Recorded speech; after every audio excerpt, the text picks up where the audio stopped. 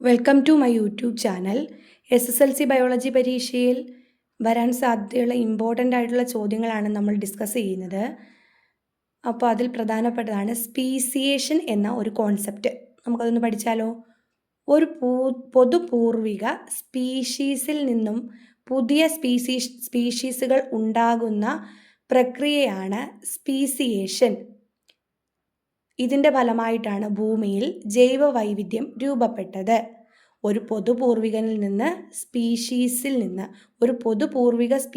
നിന്ന് പുതിയ സ്പീഷീസുകൾ ഉണ്ടാകുന്ന പ്രക്രിയയാണ് സ്പീസിയേഷൻ. സ്പീഷീസുകളെല്ലാം അവസാനത്തെ സാർവത്രിക പൊതുപൂർവികരിൽ, അതായത് ലൂക്ക, ലാസ്റ്റ് യൂണിവേഴ്സൽ കോമൺ ആൻസിസ്റ്ററിൽ നിന്ന് രൂപപ്പെട്ടതായും വ്യത്യസ്ത സ്പീഷീസുകൾക്ക് ഏറ്റവും അടുത്ത പൊതുപൂർവികർ MRCA most recent common ancestor ഉണ്ടാകാമെന്നും കണക്കാക്കപ്പെടുന്നു. അപ്പോൾ സ്പീഷീസുകളെല്ലാം അവസാനത്തെ സാർവത്രിക പൊതുപൂർവികൻ ആരാണ്? ലൂക്ക, ലാസ്റ്റ് യൂണിവേഴ്സൽ കോമൺ ആൻസിസ്റ്ററിൽ നിന്ന് രൂപപ്പെട്ടതാണെന്നും വ്യത്യസ്ത സ്പീഷീസുകൾക്ക് ഏറ്റവും അടുത്ത പൊതുപൂർവികൻ MRCA ഉണ്ടാകാമെന്നും കണക്കാക്കപ്പെടുന്നു. ഇനി സ്പീസിയേഷൻ്റെ ഭാഗം ഇവിടെ നോക്ക്, ഇവിടെ കൊടുത്തിട്ടുണ്ടല്ലോ, നോക്കാമല്ലോ അത് എന്താണെന്ന്.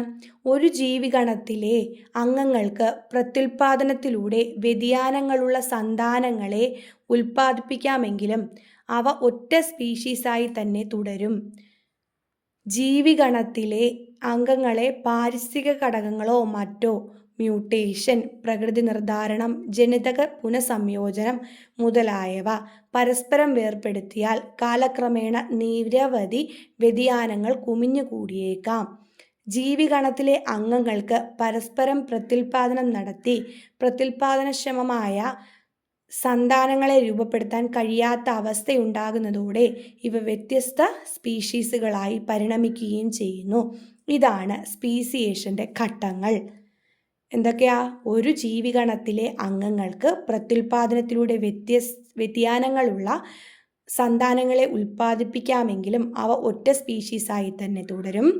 ജീവിഗണത്തിലെ അംഗങ്ങളെ പാരിസ്ഥിതിക ഘടകങ്ങളോ മറ്റോ, മ്യൂട്ടേഷനോ, പ്രകൃതി നിർദ്ധാരണമോ, ജനിതക പുനഃസംയോജനമോ മുതലായവ ഏത് വന്നാലും പരസ്പരം വേർപെടുത്തിയാൽ കാലക്രമേണ നിരവധി വ്യതിയാനങ്ങൾ കുമിഞ്ഞുകൂടിയേക്കാം.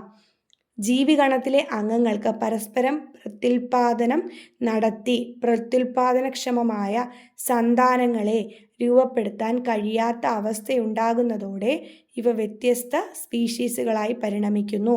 അപ്പോൾ എന്താ സ്പീസിയേഷൻ? ഒരു പൊതുപൂർവിക സ്പീഷീസിൽ നിന്ന് പുതിയ സ്പീഷീസുകൾ ഉണ്ടാകുന്നതാണ് സ്പീസിയേഷൻ. അതിൽ പ്രധാനപ്പെട്ട രണ്ട് ടേമാണ് ലൂക്കായും MRCAയും. ലൂക്ക എന്താ? സ്പീഷീസുകളെല്ലാം അവസാനത്തെ സാർവത്രിക പൊതുപൂർവികനിൽ നിന്ന് രൂപപ്പെടുന്നു, അതാണ് ലൂക്ക. വ്യത്യസ്ത സ്പീഷീസുകൾക്ക് ഏറ്റവും അടുത്ത ഒരു പൊതുപൂർവികനുണ്ട്, അതാണ് MRCA. Okay, thank you. ഇത്ര കാര്യങ്ങളാണ് ഇതിനകത്ത് എഴുതേണ്ടത്.